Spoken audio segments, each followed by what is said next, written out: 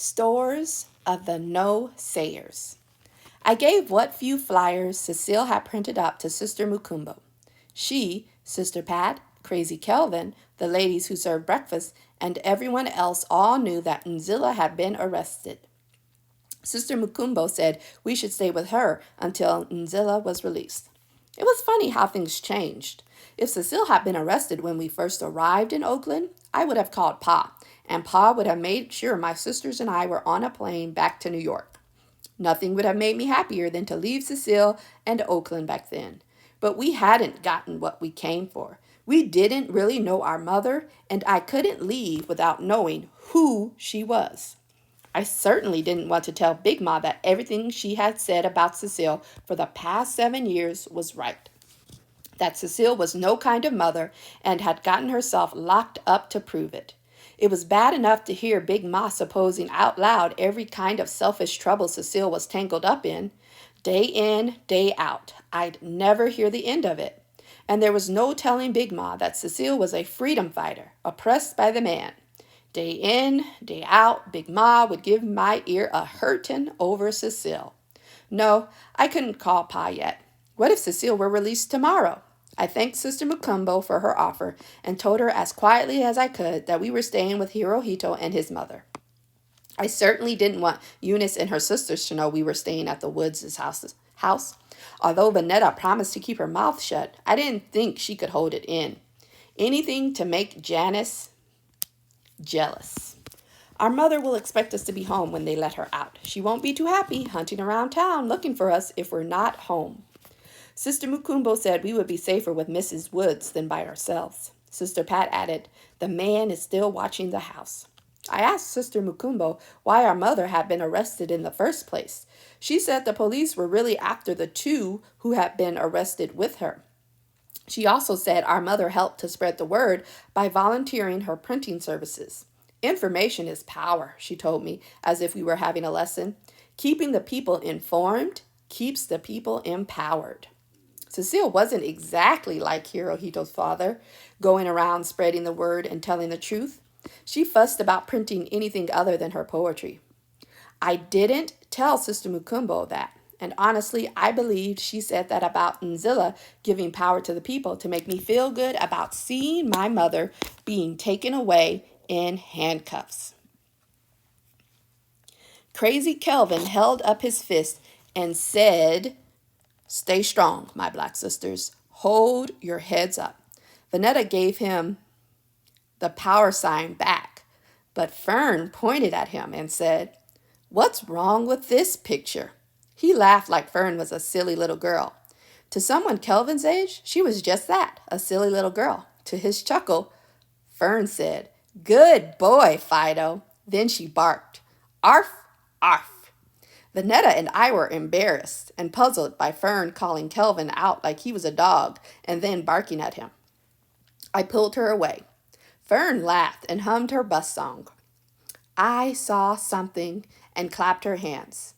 After we practiced being led to freedom by Janice Ankton as Harriet Tubman, Sister Mukumbo announced we would do community work. We would take Sister Nzilla's flyers out into the community and ask store owners to display them in their windows. Each of us had to present ourselves to the manager or owner. We were to be respectful and clear. Good afternoon. We are from the People's Center Summer Camp and are participating in the People's Rally. We are asking you to help the people of your community by displaying our flyer for the People's Rally this Saturday. Older kids, like Eunice, Hirohito, and me, also included information about free sickle cell anemia testing, voter registration, free shoes for the poor, supporting Huey Newton, and changing the park's name to the Bobby Hutton Park. If store managers said yes, we were to thank them and tape a flyer to their window. If they said no, we were to leave just as respectfully as we came. Heads up high, walking tall, Sister Mukumbo said. Hirohito was up first. He went to St. Augustine's Church and gave his presentation to a priest he seemed to know. Hirohito had it easy. The priest seemed to be only too happy to take Hirohito's flyer. It figured. The church served free breakfasts and gave away bags of food to poor people. They were, as Sister Pat might say, down with the cause. Or as Huey might say, carrying the weight. Still, Hirohito congratulated himself as he rejoined the group. I was supposed to ask Mean Lady Ming, but I knew she would say yes to me. I said, Fern, Mean Lady Ming likes you. Go get her.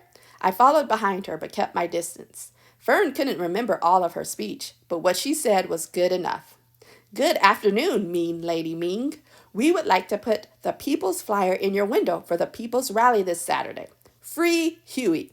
Power to the people. Mean Lady Ming wasn't rankled by the name Fern called her.